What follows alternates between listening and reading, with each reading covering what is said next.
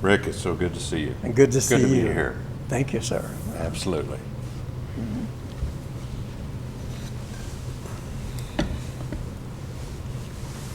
Today I visit with Jewell Cundiff of Columbia, Missouri. I'm Rick J., and this is Spotlight on the Arts.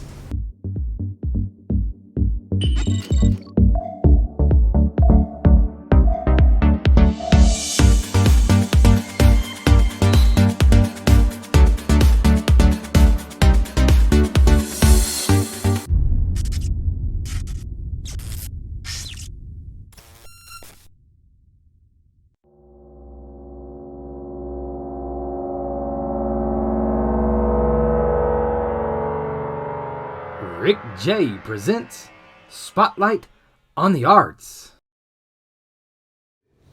Well, today I want to ask you to join me in welcoming our guest, special guest today, Jewell Cundiff from Columbia, Missouri. Jewell, welcome to the show. It's great to have you. I've been looking forward to this for quite a while now. Well, Rick, it's really great to be here. Thank you for having me. Super, super. Well, this is your first visit, and I hope there's many more to keep in touch with your progression of your art and what's going on. We can do that on Spotlight on the Arts, you know. I'll look forward to it. Great. Well, I first met you at the Dom Museum of Contemporary Art. Indeed. Here in Sedalia. We both was juried in, and really, really happy to be a part of that also. And so we in an exhibit called Synthesis. Mm-hmm. Yes. So your piece is well recognized and well received by everyone. Well, thank you very much. Okay. Well, I'd like to start off, Jewell, if I may call you by your first Oh, indeed, name. indeed. Okay, super. Please share with the viewers a little bit about Jewell Cundiff. Well, you permit me, I grew up in Boonville, Missouri, an only child. My parents were both teachers. In high school, I all through school, I pursued art and music, and carried that on to Warrensburg, where I continued participating in music and art, but received a BS degree in art and graduated and joined the Navy. That was during the Vietnam War, and after a 4-year stint in the Navy, I came back to mid-Missouri and took up designing homes. And so I've been actually doing that and working as an architect for 50 years. But moved to Columbia, Missouri about 40 years ago. I've been married for 45 years, but lost my wife 2 years ago. And up to that time, I was primarily focused on architecture and doing fine homes, and I've had great opportunities to work with great clients and great contractors and great interior designers. Just a delightful career. After her passing, I had been painting the whole time, generally to cover our own walls in our own homes, and decided to fulfill a dream by pursuing art as my primary source of motivation. And I was picked up by a gallery, which has been great to work with. They've made it possible for me to exhibit my art in New York City, in Art Expo New York, also in Miami, and in Dallas, and next in Santa Fe, and as well as exhibiting my art locally and regionally in the area. So that's been my my current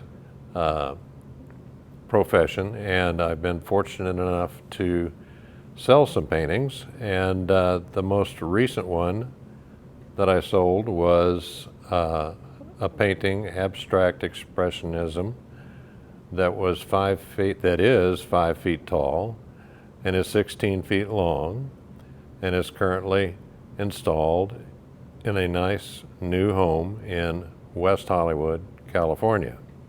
Great. And then after that, I received the opportunity to hang one of my works at the Dom Museum of Contemporary Art here in Sedalia, which was fortunate in that I was able to meet you in the process. Same here, yes. And you do great work also. Well, thank you. Now, you're painting, some of those paintings have become a centerpiece, you might say, on women's fashion. We want to talk about that. In fact, we're going to have a special edition, part 2 of the program, where we took a tour of Jewell's home, gallery, studio. So I'm going to ask you now we're going to highlight here on the timeline some of his paintings, but I'm going to be asking you to tune into that part 2 to really get a picture of what's going on at the studio and the home. As he describes here in the interview, it will have much more. Well, can you tell everyone how you became really inspired to venture into all these 3 areas of visual arts, architecture, and your leading faculty? Oh, that's the easiest answer of all. It's all art. It's all art. It's yes. all art. And what's inspired you as a young man, as a child? As at the first opportunity where I could hold a crayon, I began drawing and building things and models and tree houses and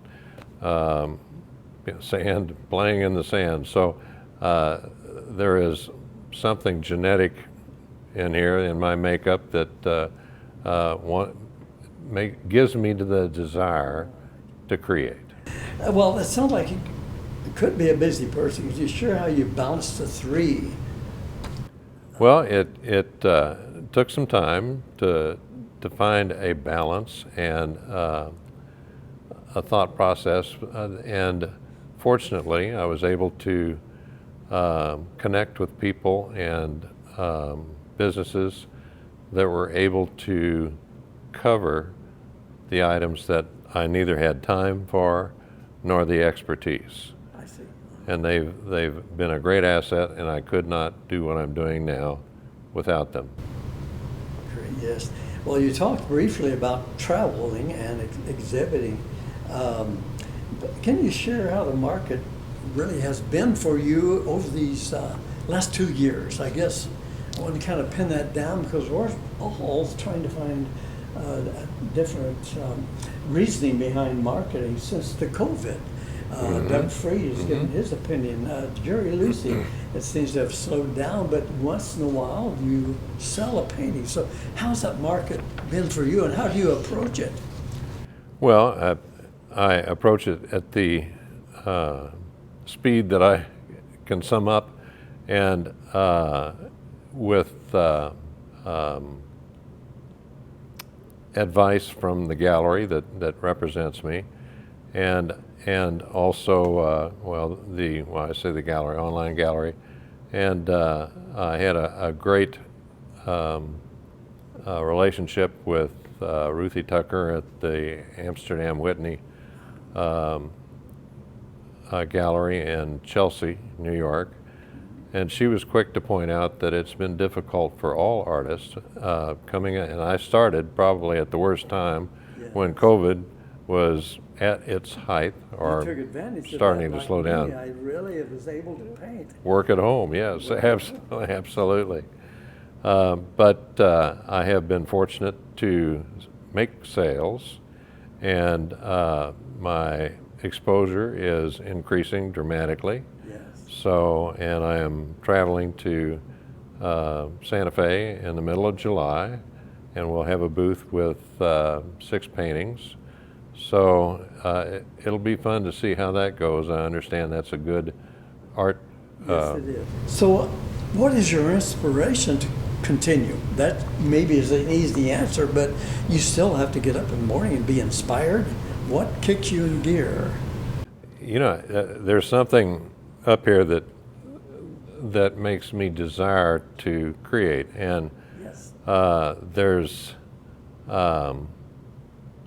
a conscious effort to satisfy an unconscious desire to create. Yes. And that is constantly tapping me on the shoulder. And time permitting, I will go out with the intent of doing a painting or whatever. And when you face the canvas, there is a communion, and as if the canvas is inviting you or challenging you to make on the virgin surface your first stroke, Yes. and then see where it goes from there. Yes. And generally, I would say that for me and for probably most artists, the most difficult part, or one of the most difficult parts of the painting process, is knowing when to stop. To stop, right. And we're going to cover more of that in the second part after the break coming up soon, where he might give you some information on how to get you started. If you're at a lull, you don't know where to begin. Maybe he can trigger some inspiration. Well, before time gets away here on the break, before the break, can you give us your contact information in case someone would like to reach out for more information, even maybe a commission piece? Well, absolutely. I'd love to. My website is cundiffdesign.com. That's the easiest way to reach me. And that links you to the architecture, the art, and the couture.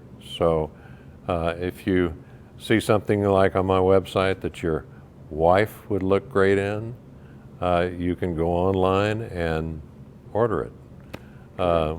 And as far as the art goes, my gallery has a good catalog of pieces that are available, and that's available on my website also. Super, great. Well, Jewell, it's time for that quick break, so please make yourself comfortable. Absolutely. While we look at these special messages. After the break, Jewell will find the words to fill us in on some of his favorite pieces and what is happening currently, over and above what he shared with his venture into his 3 skilled areas, plus a tour that we're going to briefly introduce and again remind you where to find that.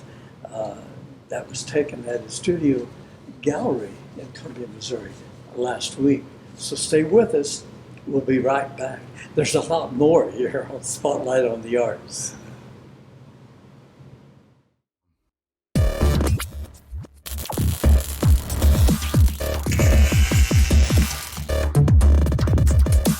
Stream Spotlight on the Arts on GIAJ Global Media OTT Network. Google us or find us on Roku, Amazon Fire.tv, or Apple.tv. Hi, I'm Rick J. And I'm Jeffrey Purnell, and we're here to introduce you to GIAJ Global Media OTT Network.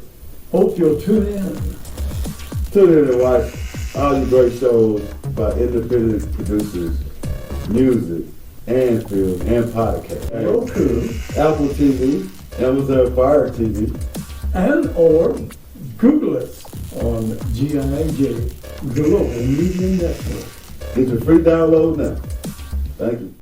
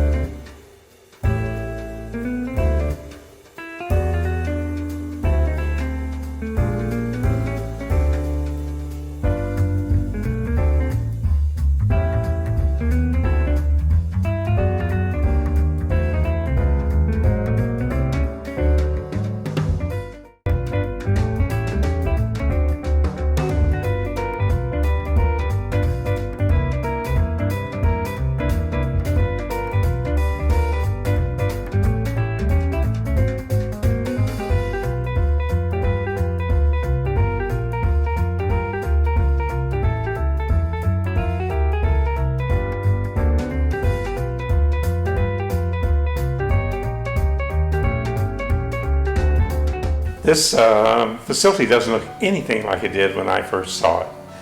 My very first job was right here making Levi's for the J.A. Lamey Manufacturing Company. The people who I worked for were great.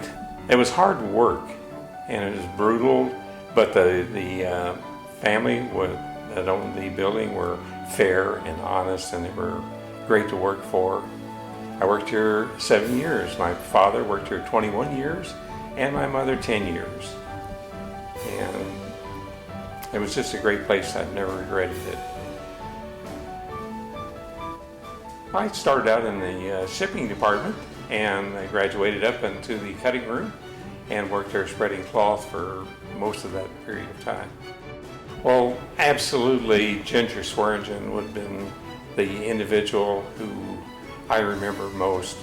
She was involved strongly with my acting opportunities, and she was director and producer, and she was fun to work for as well.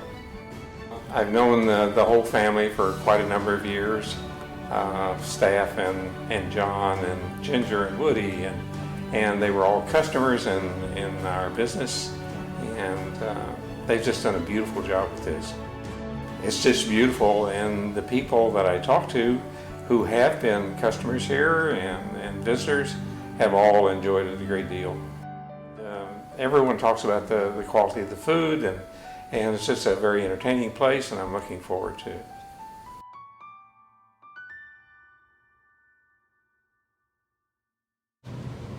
Welcome back, everyone, to Spotlight on the Arts. I continue with my special guest, Jewell Cundiff of Columbia, Missouri. Thank you. Well, Jewell, before the break, you shared a lot of information.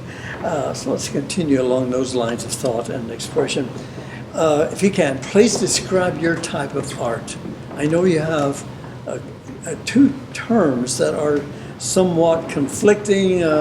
You've stepped away from one type, and now you try to concentrate on the other type. Explain those to the viewers, please. Well, probably my initial training was tended to be more traditional or historical and more photographic, but actually my first painting before I got into college was an abstract, and it came to me in a vision. I could not go to sleep one night, did happen to have a canvas in the room. My parents were asleep in the next room, and every time I would close my eyes with the lights out, I would see this image. So finally I tiptoed up, turned on the lights, set up the canvas, and put this image on canvas. Turned the lights out and went straight to sleep. It was abstract, and what I prefer currently and intend to pursue indefinitely is abstract expressionism, which is similar to abstract impressionism, although I am not trying to. Impressionism, you're after an object? Exactly, after an object, where expressionism, it's your energy flowing Yes. into the work. So the viewers will see exactly where you're going with the flow of the type of painting you're doing, whether it's with a knife, a brush, or a paint stick, what have you. And he'll go into more of that in that tour of the gallery, home, and studio. Well, what is your favorite subject matter? If that's and medium, what type of paints do you use? Do you have, you come up with a thought, or you see an object and you want to try to express that object? No, not at all. There have only been two paintings that I've ever done where I knew what I wanted before I touched the canvas. I see. Generally, it's back to this communion with the medium, and I have to decide, okay, do I want to start with oil or acrylic or house paint, or do I want the canvas upright? Do I want the canvas on the floor? Sure. Am I going to use a brush or a palette knife or a squeegee or a napkin or a simple stick that you stir your paint with? I see. But you just have this urge to get something on the canvas and see what it does and see what it suggests. Do you ever begin with a sketch? Once a thought gets... Never. So it's just basically colors. It's energy. It's Okay. Great.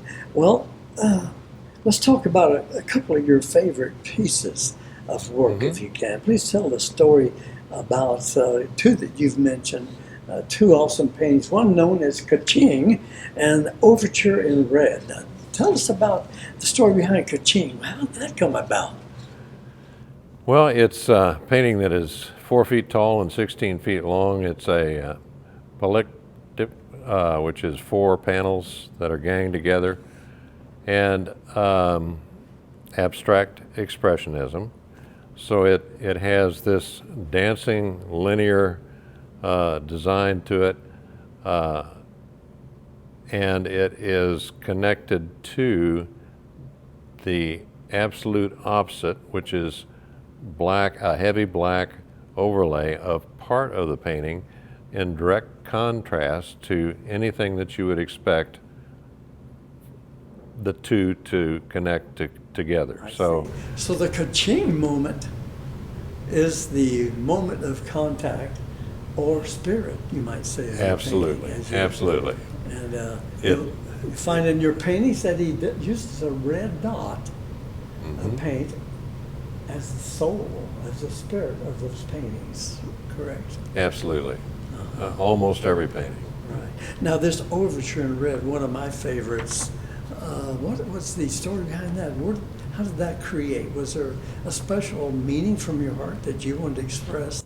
That was just Not at all. Not at all. It was start on the canvas and with one stroke, and I had made the decision. Now I take it back. I did draw 2 lines with a carpenter's pencil on that canvas before I began, because I wanted to know where the 2 colors were going to meet, and I wanted to control that because it was 3 panels wide, and I wanted it to conceal the fact that 2 panels met.